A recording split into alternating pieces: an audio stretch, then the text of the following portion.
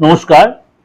আজকে দৈনন্দিন রাশিফল আলোচনা করব। আজ হচ্ছে 9th নভেম্বর 2025, অর্থাৎ আজকে হচ্ছে আপনার রবিবার। সারাটা দিন কেমন যাবে চলুন তাই জেনে নিই আপনার রাশি কি বলছে। তার আগে বলি, অবশ্যই আপনাদের যদি আমার এই প্রোগ্রাম বিন্দুমাত্র উপকারে লাগে অবশ্যই লাইক করবেন, শেয়ার করবেন, আর যোগাযোগ করতে আপনাদের নাম্বার রয়েছে, সেই নাম্বারে ফোন করে নেবেন। চলুন তাহলে জেনে নিই কর্কট রাশি। আজ ঘরে পরিবেশ বা ঘরে এবং পরিবারে আপনার মধ্যে অনেকটাই ব্যস্ততার মধ্যে কাটবে। বাইরের কাজে ব্যস্ত থাকবেন, অনেকের দায়িত্ব আপনাকে নিতে হতে পারে।